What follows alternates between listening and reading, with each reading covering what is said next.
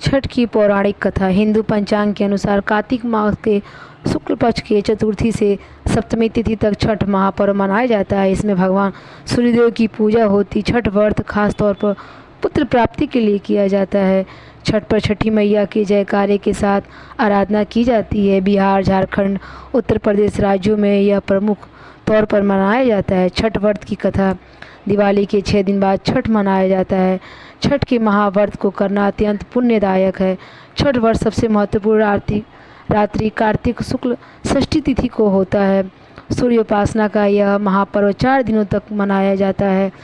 छठ पर्व के लिए कई कथाएं प्रचलित है, किंतु पौराणिक शास्त्रों में इसे देवी द्रौपदी से जोड़कर देखा जाता है। मान्यता है कि जब पांडव जुए में अपना सारा राजपाट हार गए थे, तब द्रौपदी ने छठ का व्रत रखा था। द्रौपदी के व्रत के फल से पांडवों को अपना राजपाट वापस मिल गया था। इसी तरह छठ का व्रत करने से लोगों के घरों में समृद्धि और सुख आता है। छठ मुख्य रूप से बिहार, झारखंड, उत्तर प्रदेश सहित कई क्षेत्रों में छठ का महत्व है। छठ पूजा या सूर्य षष्ठी का छठ व्रत में सूर्य भगवान की पूजा होती है। धरती पर लोगों के सुखी जीवन के लिए सूर्यदेव के प्रति आभार व्यक्त किया जाता है। सूर्यदेव को ऊर्जा और जीवन शक्ति का देवता माना जाता है, इसलिए छठ पर्व पर समृद्धि के लिए पूजा की जाती है। सूर्यदेव की पूजा से विभिन्न बीमारियों का इलाज संभव है। सूर्य पूजा के साथ स्नान किया जाता है, इससे कुष्ठ रोग जैसी गंभीर रोग भी दूर हो जाते हैं। छठ पर्व परिवार के सदस्यों और मित्रों की लंबी आयु, उम्र और समृद्धि के लिए भी मनाया जाता है। एक पौराणिक लोक कथा के अनुसार लंका विजय के बाद राम राज्य की स्थापना के दिन कार्तिक शुक्ल षष्ठी को भगवान राम और माता सीता ने उपवास किया और सूर्यदेव की आराधना की। सप्तमी को सूर्यदेव के समय पुनः अनुष्ठान कर सूर्यदेव से आशीर्वाद प्राप्त किया था। एक अन्य मान्यता के अनुसार छठ व्रत की शुरुआत महाभारत काल में हुई थी।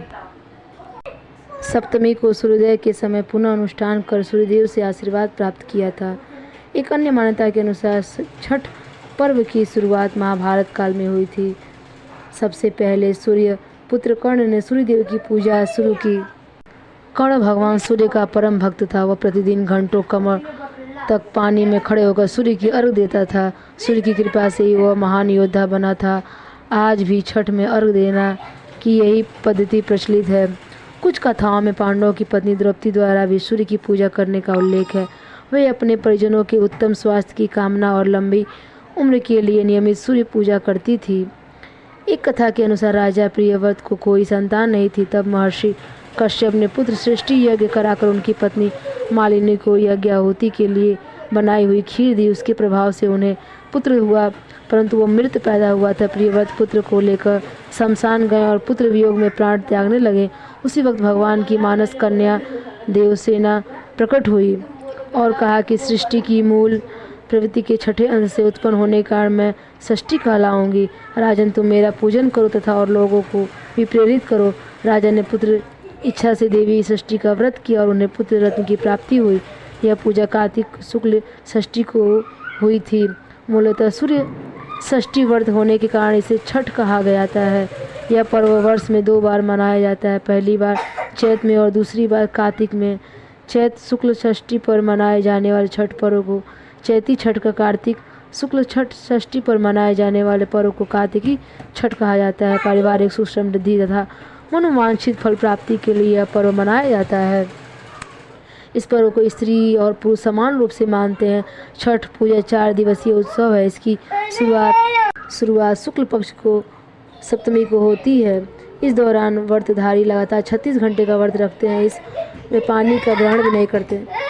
छठ पर्व बांस निर्मित सूप, टोकरी, मिट्टी के बर्तनों, गन्ने के रस, गुड़, चावल और गेहूं से निर्मित प्रसाद और सुमधुर लोकगीतों से युक्त होकर लोक जीवन की भरपूर मिठास का प्रसार करता है। यह मुख्य रूप से पूर्व भारत के बिहार, झारखंड, पूर्व उत्तर प्रदेश और नेपाल के तराई क्षेत्रों में मनाया जाता है। षष्ठी को मनाए जाने वाला छठ पूर्व पूजा सूर्य उपासना का अनुपम प्रलोभ है। छठ व्रत पूजा विधि। छठ देवी भगवान सूर्यदेव की बहन है, जिनकी पूजा के लिए छठ मनाया जाता है। छठी मैया को प्रसन्न करने के लिए भगवान सूर्य की आराधना की जाती है। छठी मैया का ध्यान करते हुए लोग माँ गंगा, यमुना या किसी नदी के किनारे इस पूजा को मनाते हैं। इसमें सूर्य की पूजा अनिवार्य, साथ ही किसी नदी में स्नान करना भी। इस पर्व में पहले दिन घर की सफाई की जाती है। छठ पर्व पर गांव में अधिक सफाई देखने को मिलती है। छठ के 4 दिनों तक शुद्ध शाकाहारी भोजन किया जाता है। दूसरे दिन खरना का कार्यक्रम होता है। तीसरे दिन भगवान सूर्य को संध्या अर्घ दिया जाता है और चौथे दिन भक्त उदीयमान सूर्य को उष्मा अर्घ देते हैं। छठे दिन अगर कोई व्यक्ति व्रत करता है तो वह अत्यंत शुभ और मंगलकारी होता है। पूरे भक्ति भाव और विधि विधान से छठ व्रत करने का वाला व्यक्ति सुखी और साधन संपन्न होता है। साथ ही निसंतानों को संतान प्राप्त होती है। जय हो छठी मैया।